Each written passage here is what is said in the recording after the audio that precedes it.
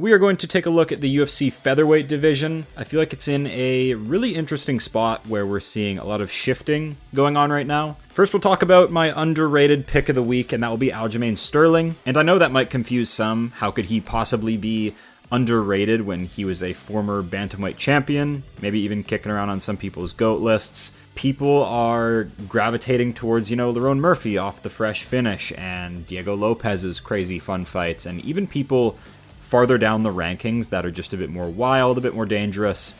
They are receiving a lot of the shine, and I feel like some people just forget that Aljamain Sterling is number 5 in this division. We will also talk about my overrated pick of the week, and that is Arnold Allen, and that is not to say his fighting style is overrated, but just the perception of Arnold Allen. Super composed fighter, clean record. I just have a bit of problems with the resume, with the activity, and a few other things, but we'll get into that. And the unranked wildcard has to be my nemesis, Steve fucking Garcia. But I gotta give Steve Garcia the props, because he is boasting such an insane knockout win streak that I gotta give him his props. We have to dive into it. He deserves some attention on my channel. There's just so many examples of Steve Garcia looking shit, but then clawing his way back to the most brutal fucking knockout victory you've ever seen. So that's Steve Garcia. I'd like to do an Any Good video real soon on him. He has a main event coming up against David Onama. That's a sleeper fun fight. That's a guaranteed knockout. David Onama is also super slept on. So we will get into those three, but first, let's take a look at the entirety of the featherweight division, and I will give my thoughts on the champion all the way down to ranked number 15. So, Alexander Volkanovski is back to the top of this division after Ilia Topuria knocked him out, then vacated. Kind of a bit of a surprise. Thought Ilia was going to stick around and he would sort of reign over this new era of featherweights, but we didn't get to see that. So Volkanovski still has the throne, but there's a lot of new names on their way up that I can't wait to see him challenge. And it's interesting, Volk had an incredible performance over Diego Lopez. It was a good fight where he took shots on the chin. It was good to see that he's not damaged goods, so I still have a lot of faith and belief in Volkanovski moving forward. It's just, this is a new era of featherweight. There's a lot of new names coming up with a lot of brand new skill sets. It's any given day now that Dana White hops on his live and just announces Evlev Volkanovski. There's sort of this fan perception that it could go to Lerone Murphy. It's an option. We see number 4, number 3 take on the champ all the time, and it's going to be hard for a better argument to be made because Lerone Murphy just came off that disgusting spinning elbow knockout of Aaron Pico. So the situation we have right now with Evlev is he has earned a shot at Volkanovski, without a doubt. The winning streak is insane. I know fans aren't really on his side because he hasn't given us a finish yet. The fights that have been split decision-y and there were moments to criticize him, they have been fun. They have been fun battles. Diego Lopez, the Aljamain Sterling fight, those were all great fights, for me anyway. And speaking of, what do you do with Diego Lopez? Because do you get a Yair Rodriguez matchup booked now? That fight has some friction, some build-up. Fans want to see it. I want to see it. It'll be a fun fight. The elusiveness of Yair Rodriguez and just the dog inside of Diego Lopez, never backing down, great chin, fast-paced boxing ability. That will be an incredible fight. Lerone Murphy put Aaron Pico in a coffin. I did not have that predicted. A lot of fans did not have that predicted. Aaron Pico comes from a great gym, and that one just completely blew my prediction and my take out of the water. I knew Lerone Murphy was elite and composed. Didn't know he had that kind of a nasty counter shot in him. That was incredibly impressive. And normally a showstopper finish like that is incredible bargaining power to get the matchup you want, to talk your way into a title shot. It was over Aaron Pico, who that was his debut. He's a Bellator guy. He's allowed to ask for a title shot. He's on the older side. I don't hate the UFC going with that. It just feels like, it doesn't feel great for Evlev, who's done a lot of hard work to reach number 1. The only problem right now with Aljamain Sterling is his last win over Brian Ortega, 5-round domination. For all things considered, it was pretty good. Showed some creative looks on the feet.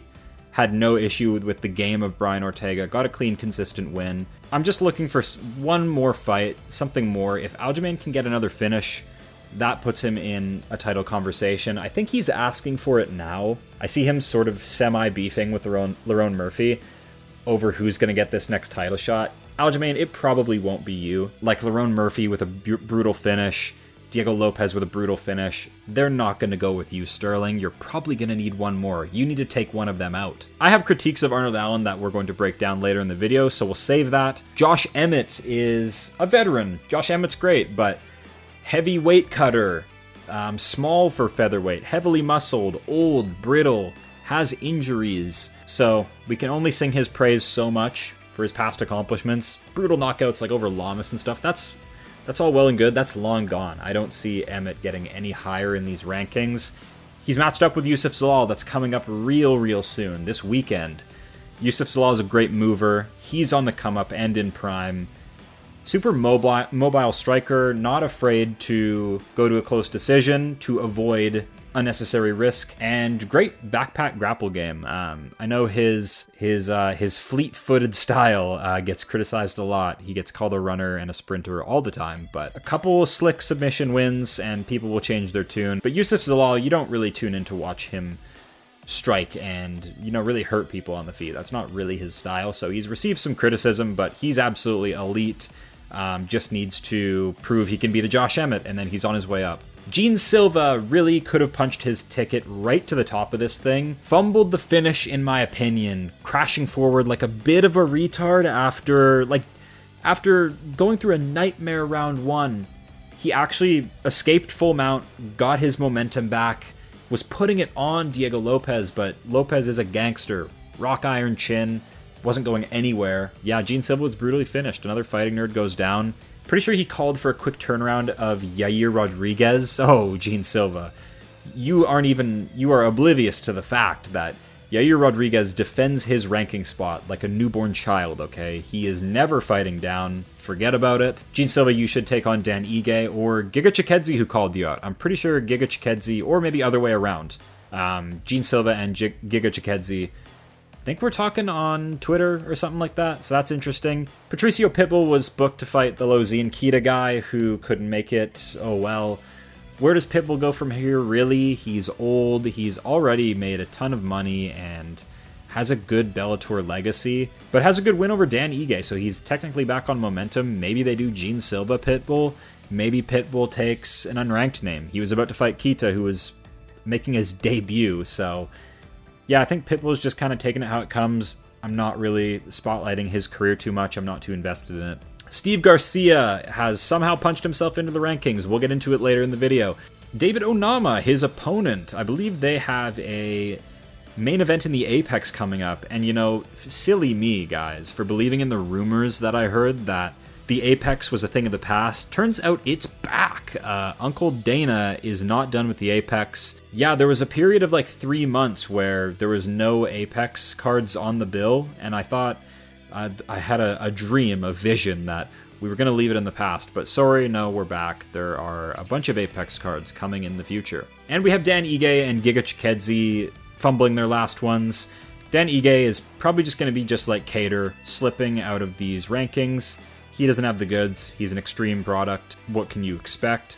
Giga Chikadze, on the other hand, for what it's worth, had a competitive fight with Arnold Allen last time out, just gassed out, sort of, to the pressure of Allen in the third round, and sort of lost because of that. Not the greatest physicality for featherweight, if I'm being honest. Bit of a string bean. Yes, he's dangerous. He has the Barboza win, but I think Chikadze is going to slip out of these rankings too. Featherweight's changing big time. The changing of the guard at featherweight's kind of going unnoticed here. We need to speak about it. Aljamain Sterling hopping in. Some old guys like Cater slipping out. I think Ige's going to slip out. Pitbull is a new name. Silva's a new name. And Evlev Lopez kind of took over this thing. They were the prospects that got super active and just chewed through everybody. And Ortega's on his way out. He can't make the weight anymore, so you're about to see this division change a whole lot. So, Aljamain Sterling, very accomplished MMA wrestler, great submission artist, funky, unorthodox stand-up, tricky defense, hard to hit, has shown to go 5 rounds, and just a ton of UFC experience. Real fans love Aljo, and I know the whole Piotr Jan knee situation was a big stain on the career. Just how he handled the whole situation wasn't great for the legacy. Lots and lots of memes at the time, I remember, but the past is the past. His career's moved on. And as for featherweight, he took on Movsar Evloev on his second featherweight fight and looked impressive. First of all, one of the most fun grappling battles you will see. Up there with Armin Gamrot, up there with Carlos Diego Ferreira, Benil Dariush, that's a sleeper as well, where he was able to push Evloev in some real positions, and it was sort of, what this fight showed me was who's the one that's going to excel in wrestling engagements. At featherweight moving forward, it's actually got a lot of strikers in it right now. Evloev, Sterling, maybe Patricio Pitbull are your new grapplers at featherweight, and I think Aljo is up there with Evloev, and he might even be better than Evloev when it comes to submission ability. But right now, Lopez, Gene Silva, these guys are the talk of the town, like Lerone Murphy's KO. Lerone Murphy, who didn't have a fan base before the KO over Aaron Pico, but it is what it is. But Aljamain just never gets talked about in this division because he was KO'd by Sean O'Malley and then made the transition to featherweight and hasn't picked up a real stunner performance yet, hasn't picked up a finish. But the elite skills are still there, so that's why I think he's slept on in that sense. He doesn't look that undersized. He's actually quite muscular at 145. He chucked around Calvin Kattar, who's notoriously durable. That was good to see. There's just no danger factor there with Aljo until there is. Like, until he submits a Sandhagen, then everyone changes their tune. But he's not going to get the respect. He doesn't have a Diego Lopez finishing style. He doesn't have Lerone Murphy's aura right now, so they're not going to go with Aljamain. He needs a finish first, but I think he can do it. I think he's underrated in this division. I think he's going to excel. Next up, overrated featherweight is Arnold Allen. Okay, this is probably going to piss a few people off. If I have any UK audience in here, I'm sorry. Even a lot of Canadians love Arnold Allen. Does a lot of that TriStar training. But hear me out. Okay, so Arnold Allen is very composed, clean and crispy record, I get that. Incredibly intelligent fight style. It's sort of centered around him minimizing damage. Great intelligent guard, a lot of baits and tricks and feints and faking in there. The inactivity and the lack of urgency in this guy's career is really interesting.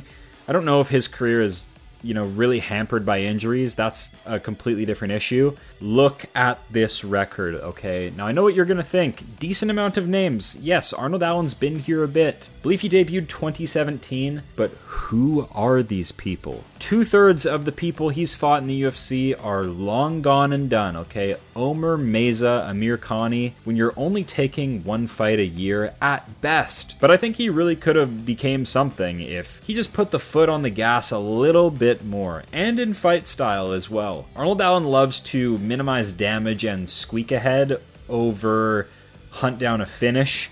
He has hurt people in the UFC. He's a very good wrestler, all things considered.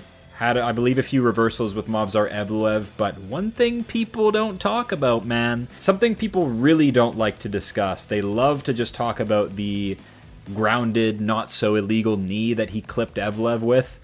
That became the entire argument for that fight. That's what everybody clings to. My man was boxed up by Evloev, and Evloev is not the best striker. Arnold Allen lost that fight on the feet, and after I saw that, it was really concerning. And even to bounce back off the 2-fight losing streak, Giga Chikadze had a lot of success. Arnold Allen is the rightful winner.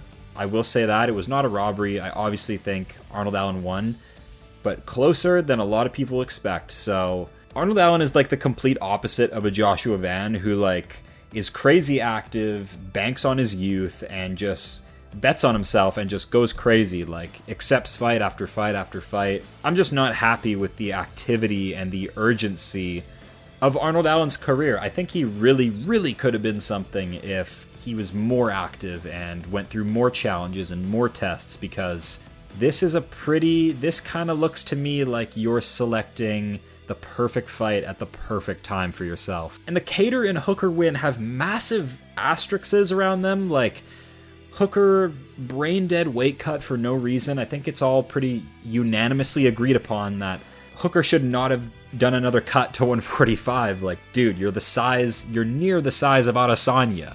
Why are you cutting down to featherweight and just speed running CTE? So obviously he loses. I pick a lot of people to beat Hooker that night. And the Kattar fight, we know Kattar's been done, okay, and had a massive injury problem in that. And that was fresh off the Josh Emmett semi-war that he should have won, got robbed, but still, 5-round rough and tumble engagement with Josh Emmett, and then tries to hop into an Allen fight, and is carrying some stuff, man, blows his leg out. It's not a good look, and it doesn't give Allen the chance to go possibly more rounds in that fight and really get experience. It gets cut short.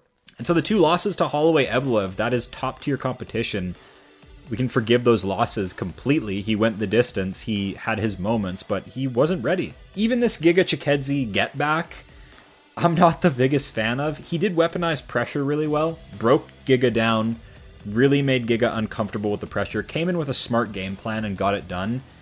It's still closer than a lot of people like to admit. Giga Chikadze could have snuck one more round and got himself the fight. So Arnold Allen, I need to be impressed, and I need to be given a reason to really trust you again if your career is going to go any further and you're going to climb any higher. Last but definitely not least is this absolute mutant, Steve Garcia from Jackson Wink. Ever since seeing him completely grapple fucked by Luis Pena, Violent Bob Ross, if you know, you know, I was so low on Steve Garcia from the jump. Being out-grappled by Luis Pena and being one-punch KO'd by Mahashat from China. Yeah, Steve Garcia's been an op for life, but again, 5-fight knockout streak and then just beat Calvin Kattar, so like, I have to respect the work he's put in, and it's time we talk about him on the channel. But I'm just telling you the origin story of my hatred for Steve Garcia. There's a reason for it, but incredible Jackson product. Does he go any farther, though, is the question. His resume is coming together, but I still see holes in the style, but he's such an unbelievably violent wild card that he has me tuning in. He's doing his job as a fighter. I'm hooked. Garcia's heavy pressure, violent, super low muscle, but long limbs, long build. It's actually a great build for finishers. Low muscle, so you can go. You don't gas out too quickly. And you just have this large frame, and he's weaponized his frame so well. The grappling, it's interesting. We've seen him neutralized on the ground, so that is kind of the blueprint moving forward. Who's going to get a chance to utilize it, we'll see. He has a really underrated, sneaky KO win over Chepe Mariscal on regionals. That's also another feather in the cap. The only thing that I really still doubt about him is the durability, is his defense. Nerdenbeke knocked him out, and as his butt hit the ground, he woke back up. Completely fits the bill for unranked wildcard. Absolutely. And for featherweight right now, that is what we need. We need unpredictable, violent marauders, because featherweight's kind of a technical man's division. Sort of always has been. Low finish rate, low excitement, but very high technique. We need guys like Gene Silva. We need Steve Garcia.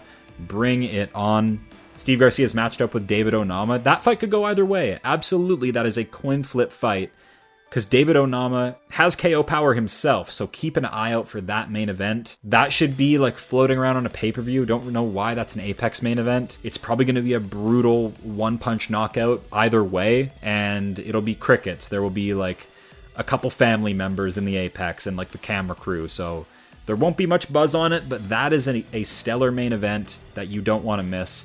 Keep your eye on Steve Garcia. He is a mutant freak, featherweight weight bully coming out of Jackson Wink. Vicious, malicious techniques, John Jones elbows, nasty, low muscle, lanky build, but he's a violent motherfucker. He's on an incredible win streak. I have to start giving some props. We'll probably even do an Any Good video on him. It'll be hilarious. But yeah, that's Steve Garcia for you, the mean machine. As always, thank you guys for watching. If you agree or disagree, put it down in the comments below and comment which division you want to see me break down next. We got UFC 320 this weekend. My predictions are out for that, so go check them out, and I will see you guys next time.